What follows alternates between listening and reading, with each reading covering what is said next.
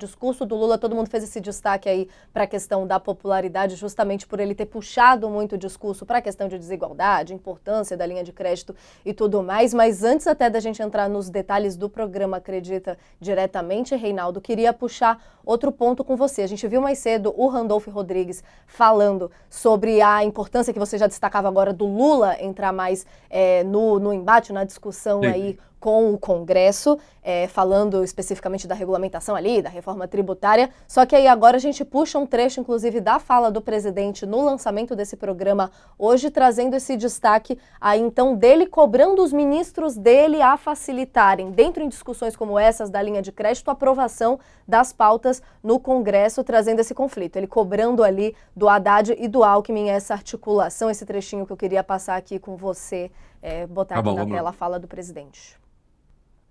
Gente, quem é que imaginava que a gente fosse aprovar no primeiro ano de governo uma reforma tributária nesse país? Quem é que imaginava?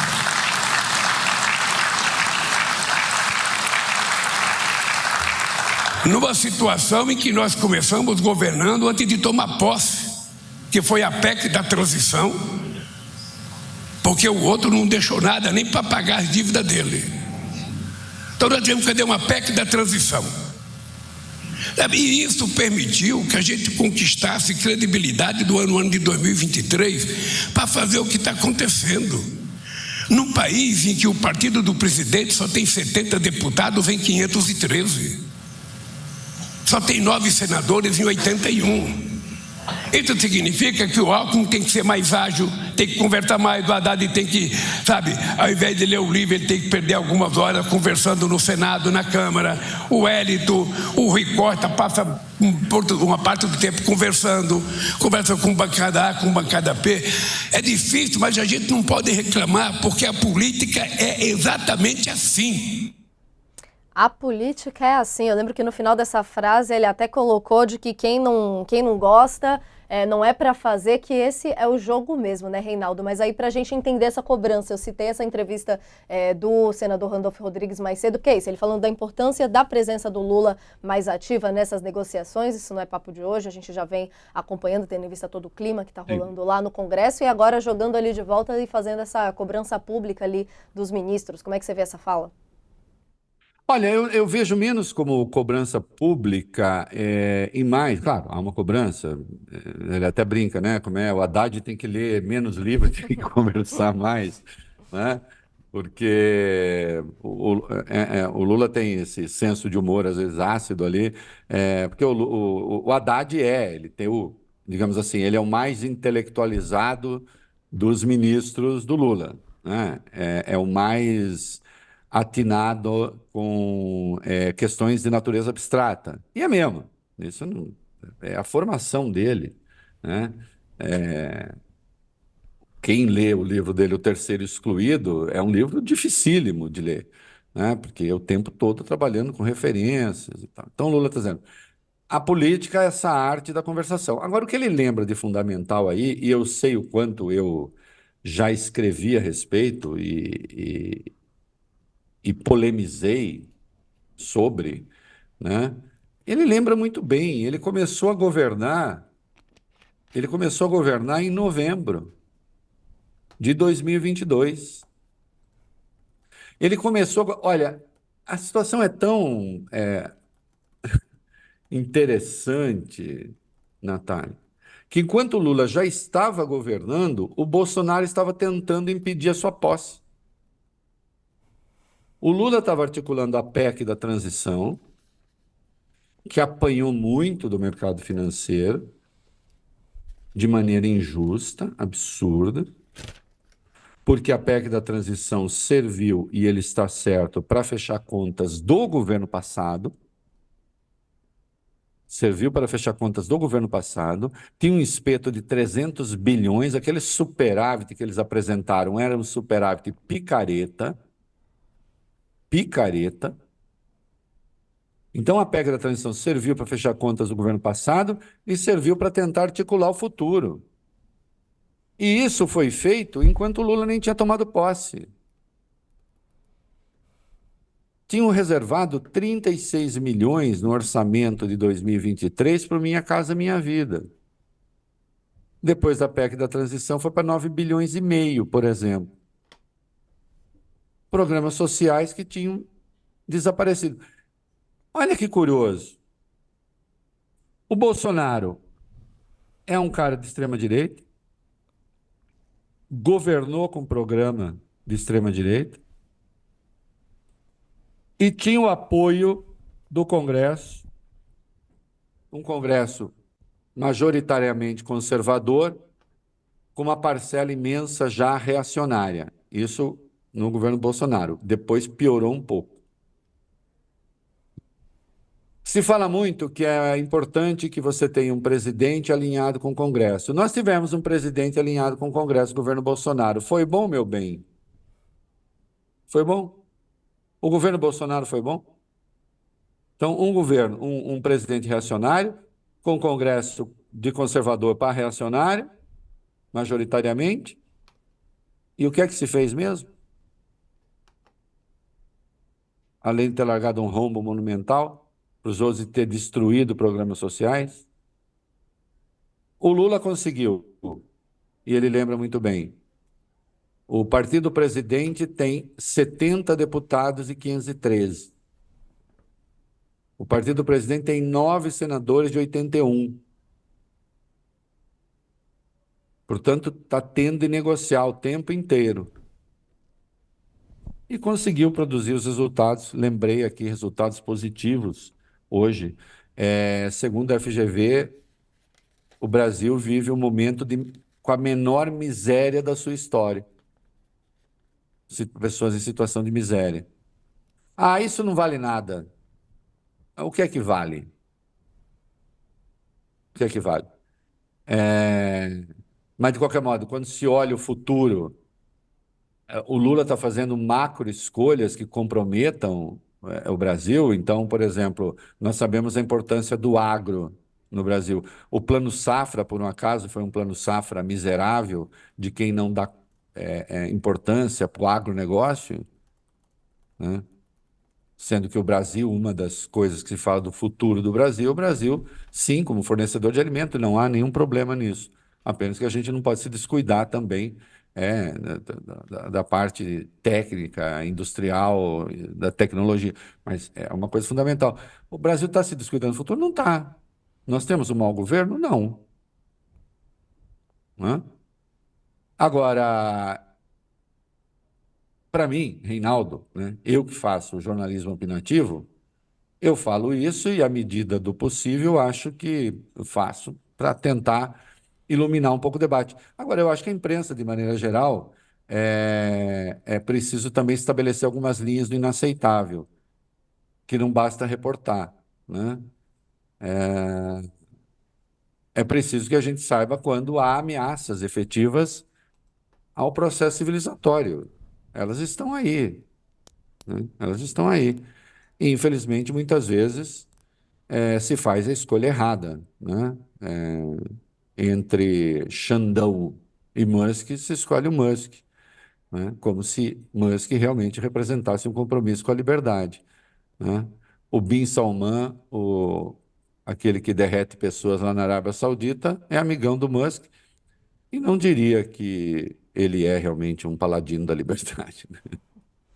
Não, e entra aí essa discussão de para que ponto se está olhando no momento e qual que você vai usar aí de argumentação, né, Reinaldo? Você estava falando de expectativas do governo, Lula nesse discurso aí, inclusive, falou de resultados acima da expectativa, entrou naquele tom ali de cobrança de que o governo realmente ainda não estava entregando 100% o que tinha prometido, veio aí com esse anúncio agora do programa Acredita, falou da ampliação de outros nesse meio, mas dizendo até de um recado para os pessimistas, ele deu ali de que vai crescer ainda mais. Aí eu queria aproveitar esse assunto e misturar com a discussão toda ali de costura entre governo e Congresso e falar também do andamento da reforma tributária, a regulamentação dela e do papel do Haddad no meio disso tudo, né? A gente teve o discurso dele também nesse lançamento hoje no começo. Haddad que tem tem estado um pouco mais apagado aí nos últimos tempos, frente ao que estava ano passado, nessa correria do governo aí de entrega. Queria uma análise sua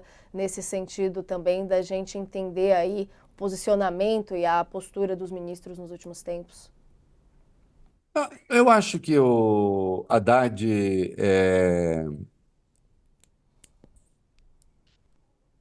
eu não acho que ele esteja nesse. Obviamente, ele tá vivendo um momento menos saliente do que já esteve, né? Num primeiro momento, ele tinha o papel de defender o arcabouço, defendeu, inclusive enfrentando as críticas internas do próprio PT, né? Forçou. Eu não acho que o Haddad, em nenhum momento, talvez eu não tenha achado intimamente, eu vou conseguir toda a receita que eu quero e não sei o quê, mas ele tinha que forçar para tentar conseguir a receita. Agora também, eu acho que chegou a hora de ele.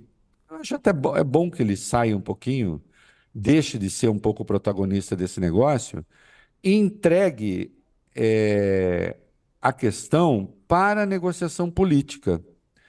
Porque também não é só ele.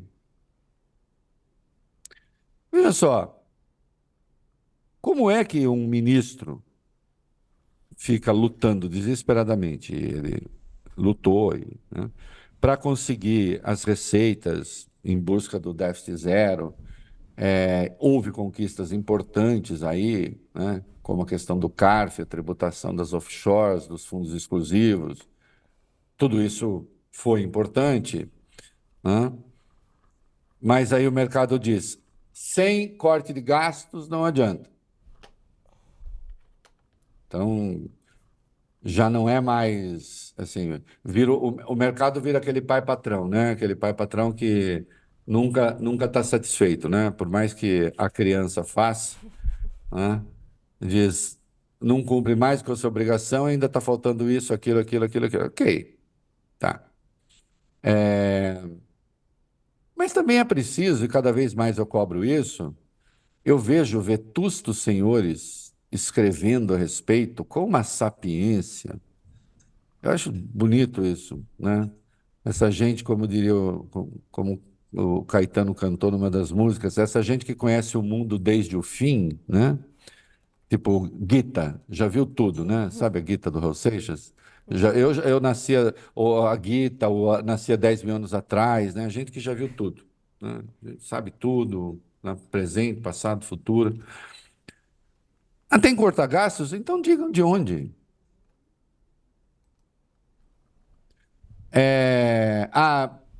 Precisamos, gases, saúde e educação, eles não podem mais ter a prescrição constitucional que tem, porque isso inviabiliza lá na frente. Tá bom, como é que se faz a negociação e com quem? Que passa pelo Congresso, para mexer com isso que é considerado uma conquista para um monte de gente, né? Como é que se faz? Tem maioria para isso? Não tem maioria para isso, né? Até o gás do INSS. Sim, mas o gás do INSS, como é que, como é que se corta isso? É só um ato do executivo? O executivo chega lá e fala, tá cortado, não tem mais. Outro dia eu vi um economista bravíssimo por causa do aumento real do salário mínimo. É incrível como essa gente é incapaz de pedir um corte de 0,5 ponto percentual na taxa de juro, significa um dinheirão de economia, né? Mas ataca o reajuste real do salário mínimo. São escolhas políticas de quem não disputa eleição, inclusive, né? De quem pode ficar lá fazendo conta e tal, corta aqui, corta ali, corta lá. As pessoas deveriam fazer um plano consistente, então. Aliás, a oposição, em vez de prometer testosterona com Deus como programa de governo, né? O reino da terra com testosterona é o programa. Tem uma proposta. Rogério Marinho é um cara que se apresentava como especialista em contas públicas, o senador. Por que ele não diz onde ele quer cortar? Por que ele não vai lá pega o microfone e diz: estou aqui para defender que não se aumente o salário mínimo. Ele não vai fazer isso, né? Ele não vai fazer, o Ciro Nogueira não vai fazer, né? Aí você está discutindo o déficit zero, não sei o quê, se aprova no Senado o quinquênio para juízes e Ministério Público. E quando você vê, você tem uma ameaça de 40 bilhões nas contas públicas, né? Se cobra o déficit zero, não sei o quê, mas agora o Lula, na negociação, vai ter que liberar uma parte dos 5,6 bilhões das emendas que ele vetou, que é a condição da negociação. Eu acho que mas o eixo, tudo isso, porque você me indagou sobre a Haddad. Eu acho que a Haddad está dizendo assim: olha, a fase do meu protagonismo vai. Eu vou hibernar um pouco, que eu quero deixar claro para vocês também que fechar conta não é obrigação só minha, não. O Congresso também tem obrigação. Tem que fazer junto, né? O que não dá é para exigirem que eu apresente déficit zero e depois vocês me apresentem 40 bilhões de quinquênio. Ainda não passou, mas se não fizer nada, passa. Não será o Congresso a barrar isso, né? Então, você aprova o quinquênio e eu que me vire para encontrar dinheiro. Dinheiro não cai do céu, né? O Lula entrando para valer na negociação, claro, facilita. Ele é um excelente negociador, sempre foi, né? Agora, não é uma tarefa corriqueira. O que me incomoda às vezes é que as pessoas dão um tratamento a isso, assim: ah, o Lula está sendo inábil, ah, esse Lula que está aí é diferente daquele outro Lula que veio, tal, não sei o quê. Antes, o Lula 2003, o Lula de 2007, né? Ganhou 2002, assume 2003, depois ganhou 2006, assume 2007. Acontece que até 2015 não havia pagamento obrigatório de emenda. O pagamento obrigatório de emenda começou em 2015.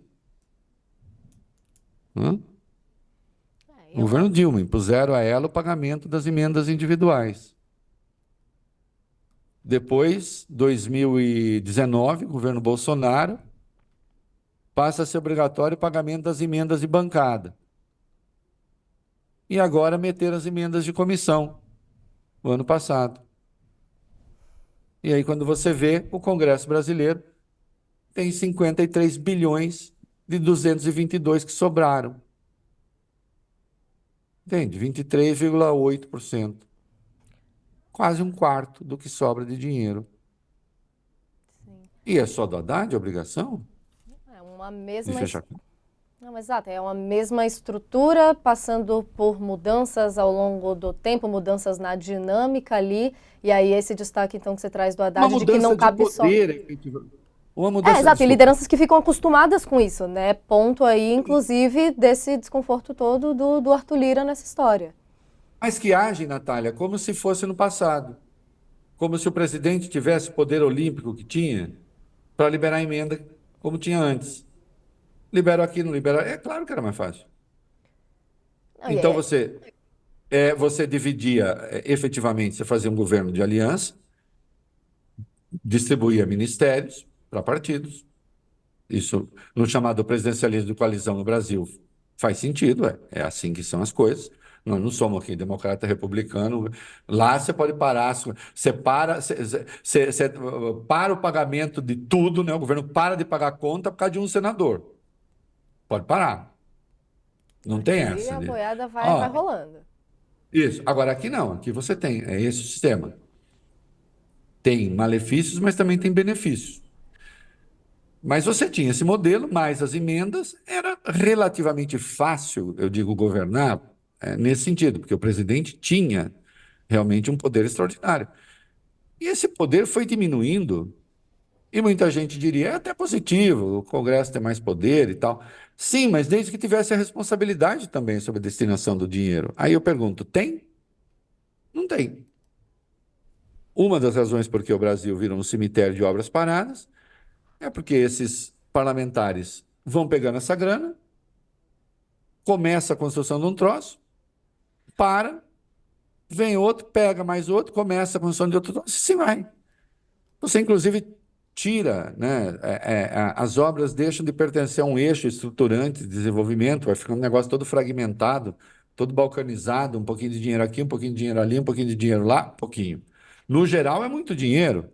53 bilhões, quando sobram livres 222 bilhões para custeio e investimento, é um negócio brutal. É um negócio brutal. Né? No entanto, você não vai cobrar resultado? Você vai cobrar resultado do Congresso sobre coisas do Executivo? Obviamente não. Né? Você cobra do governo federal. Não é fácil. Né?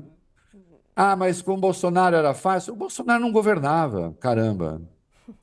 Mas O é muito Paulo legal. Guedes cuidava lá Paulo Guedes cuidava da economia com o mercado financeiro, fazia ali o que o mercado financeiro queria. E, no limite, o que Bolsonaro queria, pensando em eleição, aí sim, ele fez concessões, muitas vezes, porque precisava, e acabou. Né? E no mais, o Bolsonaro entregava para o Centrão. O Lira governou o Brasil Mas é muito bacana você durante. trazer esse cenário geral, né, Reinaldo, para se entender aí na hora das cobranças, né? Porque aí é muito dinheiro, é discussão de veto, são muitos projetos, só que entra também esse ponto de o tempo para cuidar disso tudo, né? Porque nesse caso, por exemplo, que estão levantando hoje aqui no noticiário da reforma tributária, a gente ainda tem eleição esse ano, a expectativa já foi para o beleléu de isso ser resolvido por agora, né? Pois é, eu não acho que a reforma, quiçá, tomara que esteja errado, mas não acho assim que vá ter grandes avanços. Se aprovou o arcabouço geral da reforma tributária, agora há detalhes importantes que precisam avançar. Eu não sei, é difícil porque já é ano eleitoral, né? Já há outras preocupações aí. Ah, mas isso é incompetência do governo? Bom, quem é que fez mais competência antes? Fica aparecendo assim, como nós fizemos reforma tributária? Nossa, as outras reformas tributárias que nós fizemos sempre foram muito tranquilas. Mas quais reformas tributárias nós fizemos? Essa daí está aí desde que eu era mocinho e seus pais estavam namorando ainda, entendeu? Então, né? Tá aí desde sempre, né? Ou eram crianças. Então, tá longe, né, de acontecer um desdobramento positivo do momento. Agora, fácil realmente não é. O governo, o Lula lembrou bem, né? Quando ele disse eu tenho 70 deputados e 9 senadores, ele está dando o tamanho do desafio. Agora, está dizendo para os seus ministros, trabalhem. Política é assim mesmo, nós vamos ter que conversar. Né? Não há um sinal de desespero no que ele diz, mas há uma exposição óbvia de dificuldade. Né?